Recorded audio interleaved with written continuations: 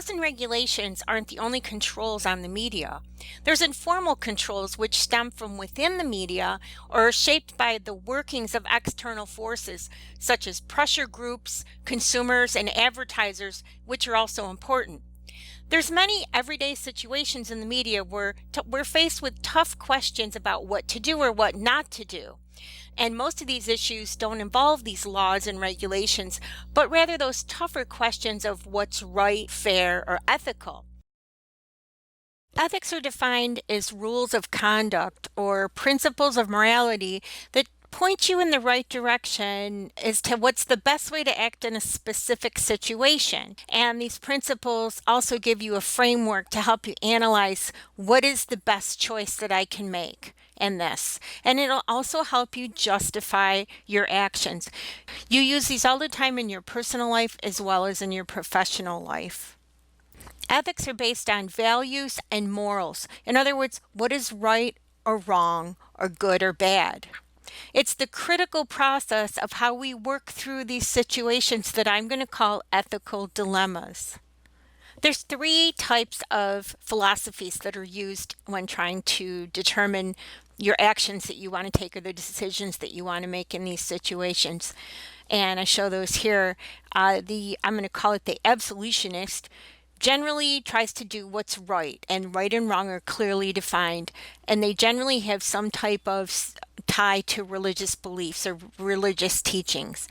A pragmatist is someone who makes a decision that's not based on the act, but on the consequences and on the outcome.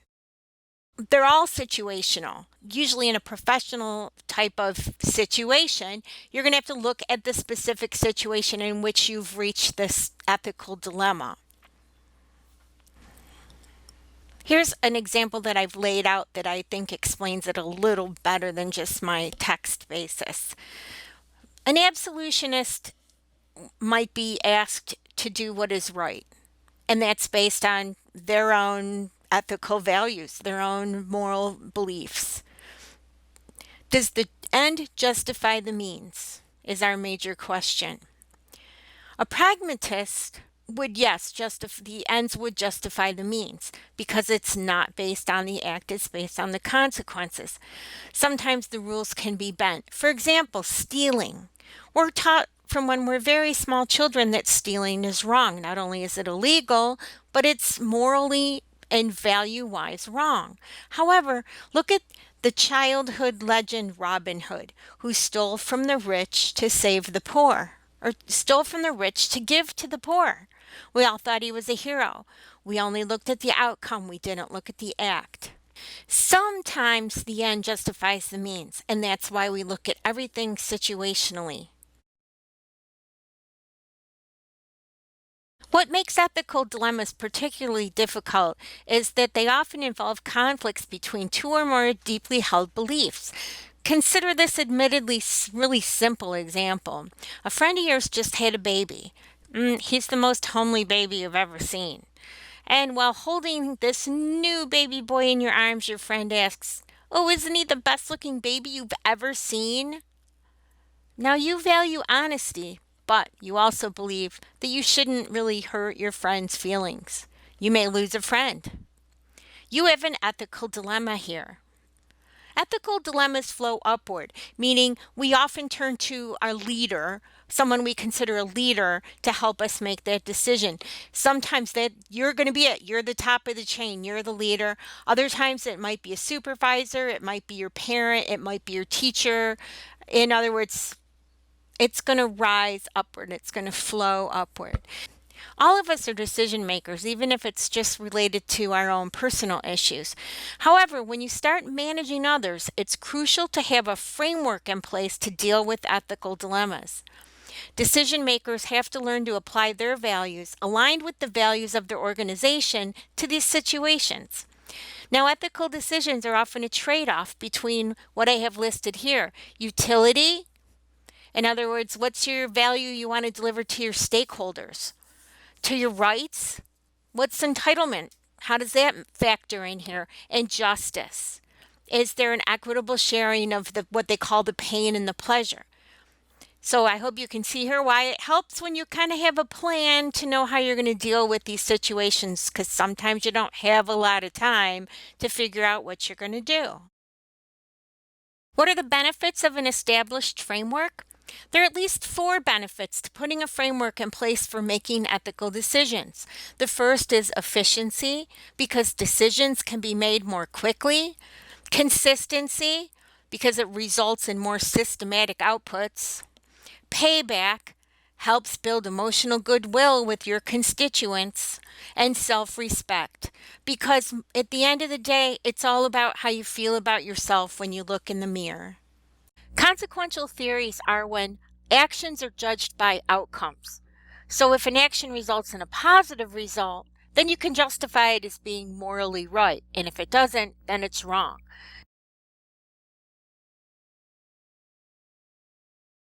The principle of self-determination is based on or associated with Judeo-Christian ethics, because this system says that human beings have a value apart from any circumstances.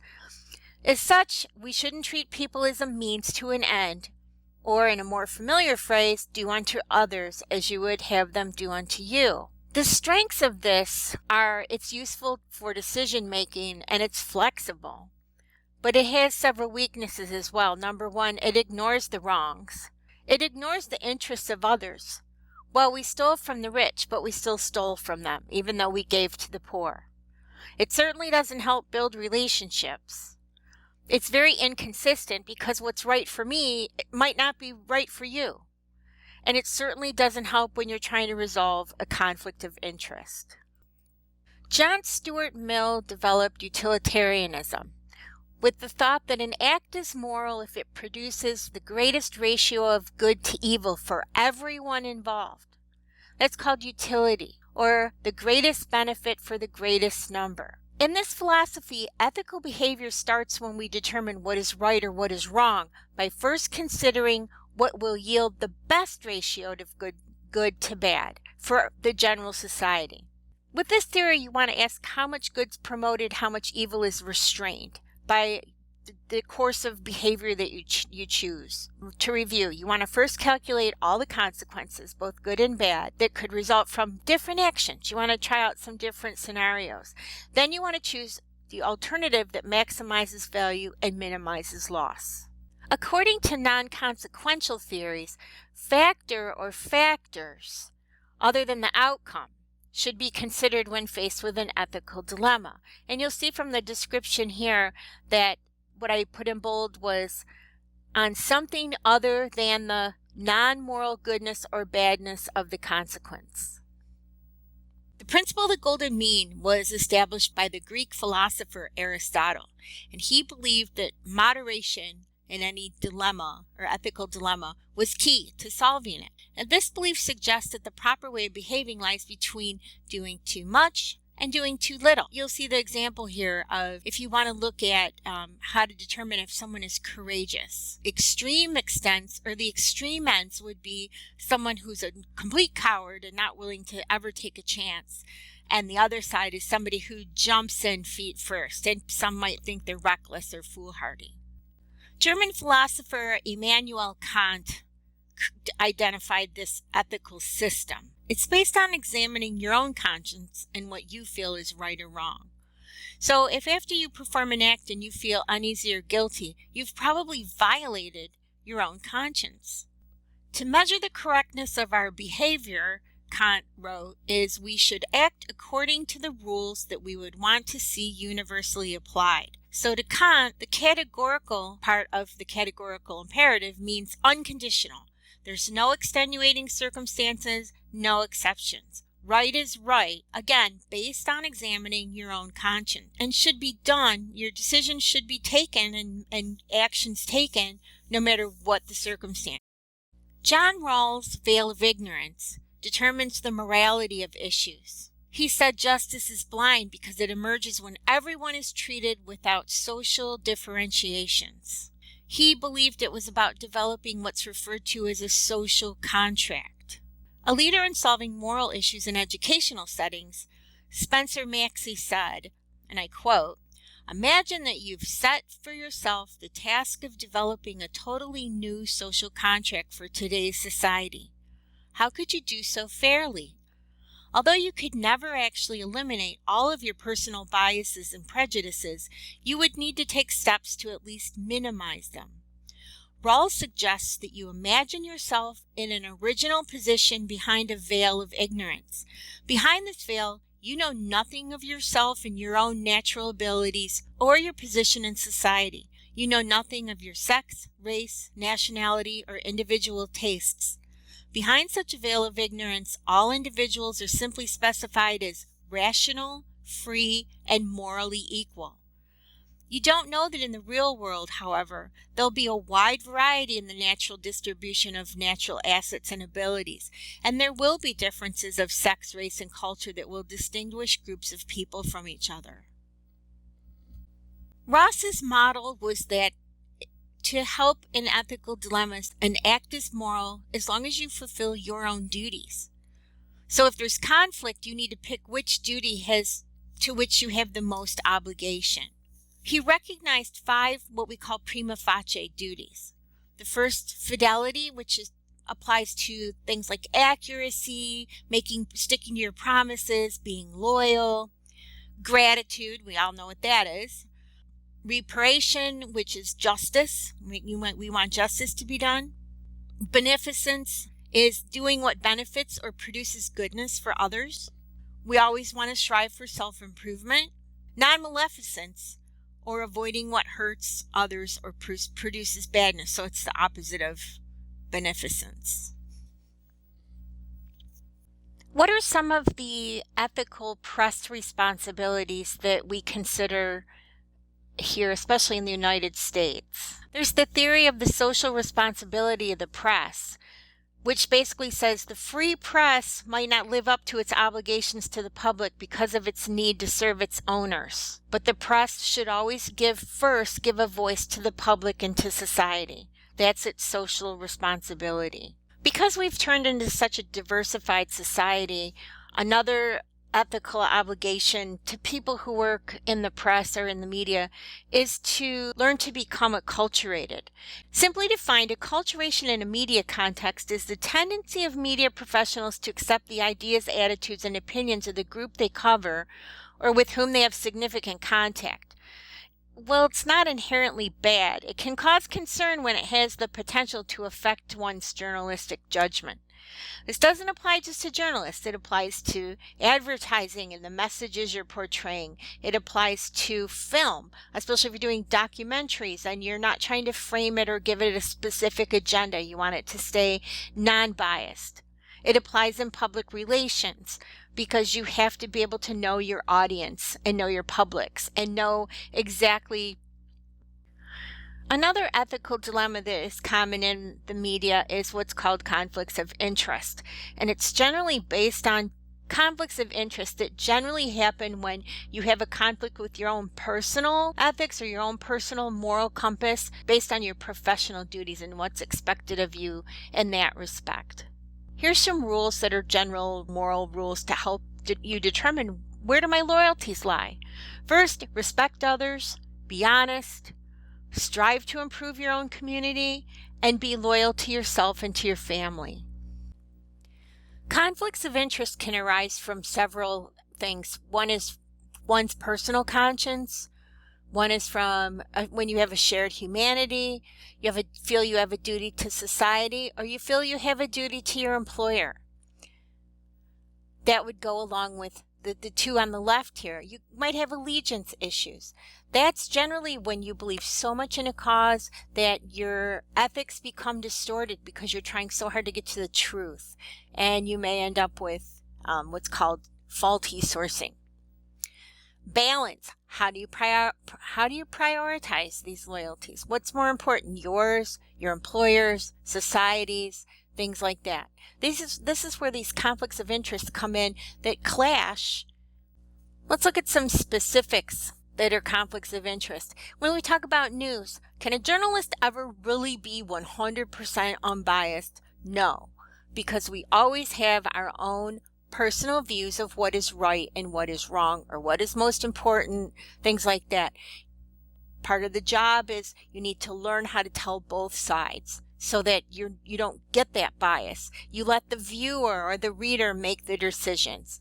In film, can a filmmaker seek to really tell the truth? Like, for example, a historical truth. The example I have here is the film Pearl Harbor. Great film, but it was a love story. It was about people involved in Pearl Harbor. It wasn't about the historical event where, many, many, many people were killed. And in advertising, it's about telling the truth. Will this really make me beautiful? Using a certain lotion or something.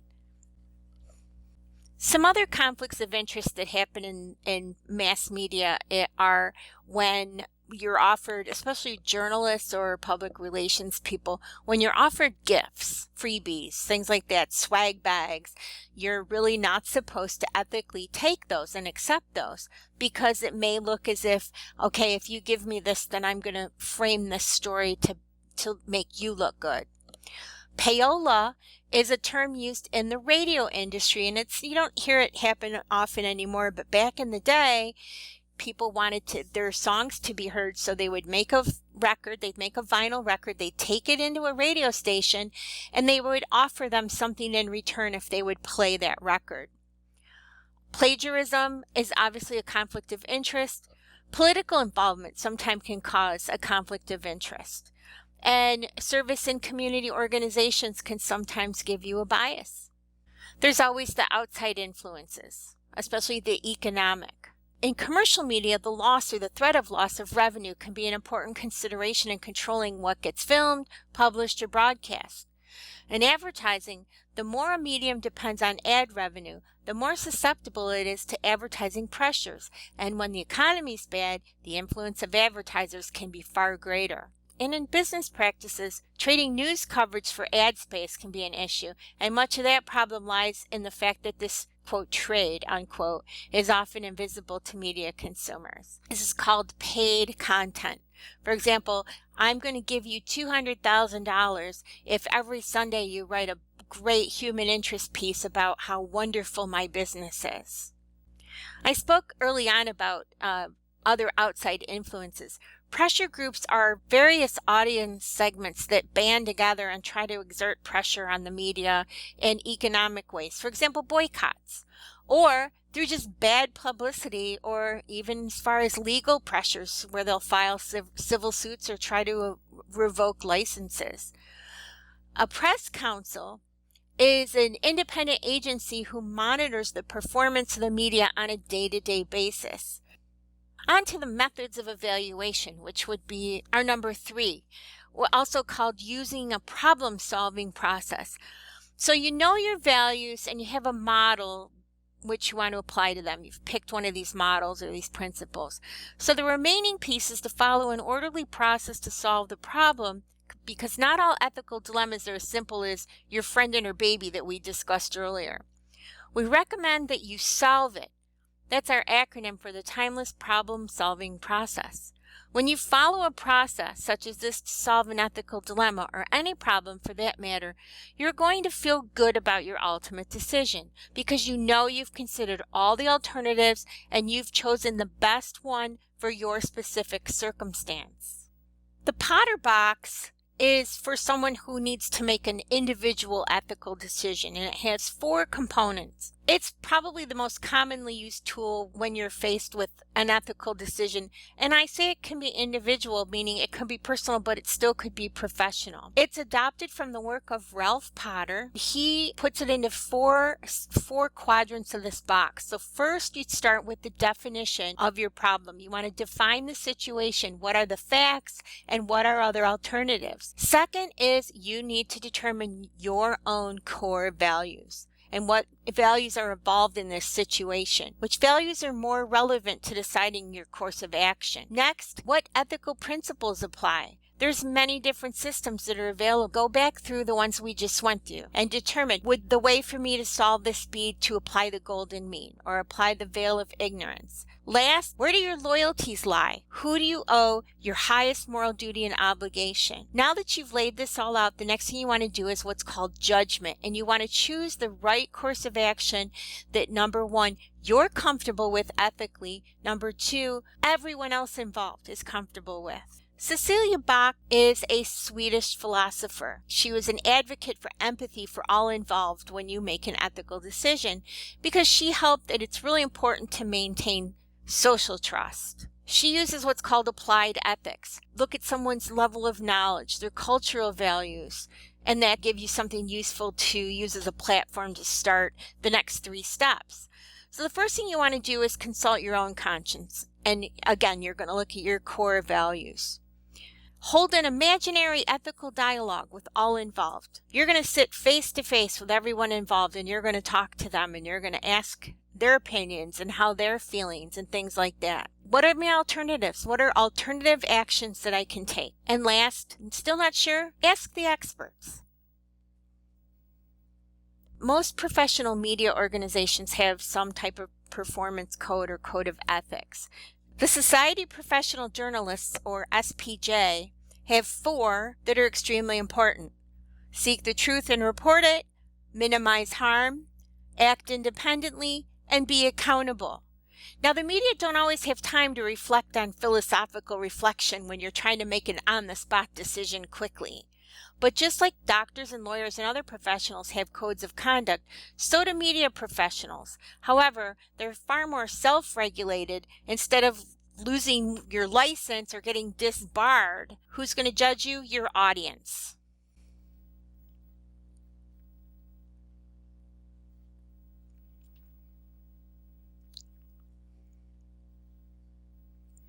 So for journalists, what the ethical standards are recommended are be fair, honest, and courageous when reporting news, treat sources and colleagues with respect, be free of obligation to any interest other than the public's right to know, and be obligated to your audience and to each other, to other journalists. Remember when you were in middle school and you got together with your friends and you snuck into that R-rated movie? Why do films have ratings? By the 1950s, with the competition with television and as well as a very tough moral code throughout the entire nation, becoming far more relaxed after World War II, a voluntary movie rating system was adopted by the Motion Picture Association of America, or the MPAA. It set up a simple movie rating system that depended for its enforcement on cooperation from the filmmakers themselves, theater owners, and the movie-going public itself. The rating system is the one currently in effect today. In the advertising industry, we have to go by the rules set by the Federal Trade Commission, or the FTC.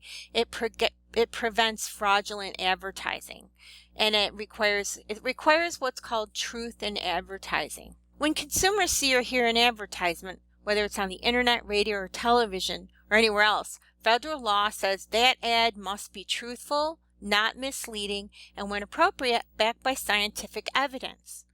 The FTC enforces these truth in advertising laws, and it applies the same standards no matter where an ad appears. The FTC looks especially closely at advertising claims that can affect consumers' health or their pocketbooks. Claims about food, over-the-counter drugs, dietary supplements, alcohol, tobacco, as well as conduct related to high-tech products and what's on the internet.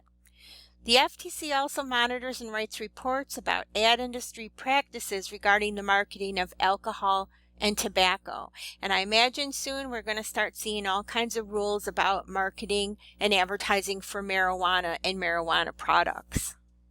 Public relations go by the Public Relations Society of America, or the PRSA, and you'll see that their core values are based very similarly on the other organizations: advocacy, honesty, expertise, independence, loyalty, and fairness.